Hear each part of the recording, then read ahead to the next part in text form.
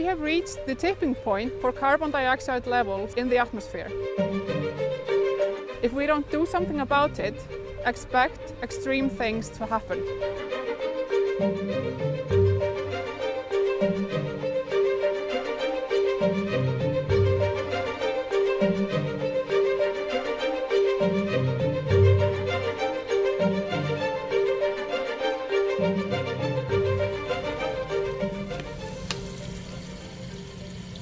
CarbFix is a research project focusing on developing and applying methods for capturing CO2 and injecting it into basaltic formations where it forms secondary minerals.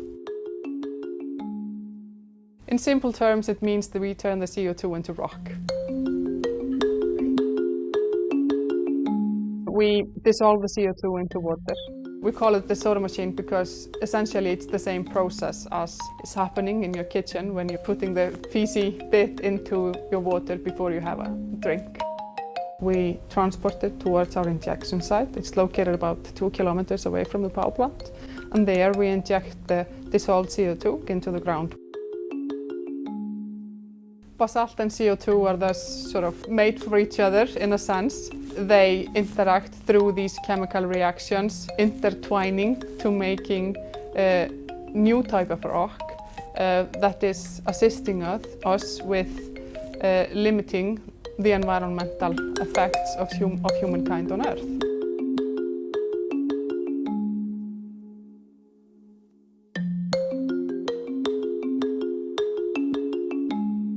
Iceland is the perfect spot for this method to be developed.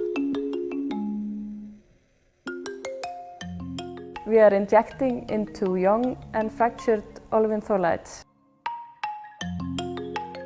That's basaltic rock, and it's everywhere in Iceland. Iceland is situated on 2 oceanic ridges, which are made up of basalt.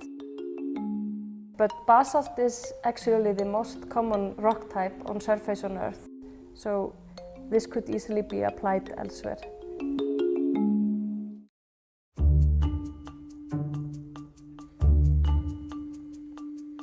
There are several problems.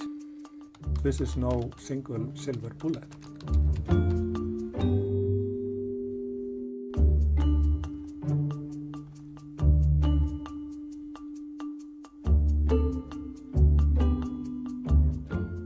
We need a lot of water.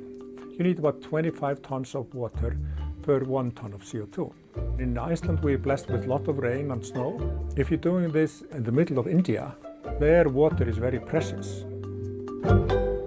Basalt is the most common rock type on Earth because it's on the bottom of nearly all the ocean. But you have to take it out to sea then to reach it. So this is not going to solve all of the problems. This will be one of several solutions.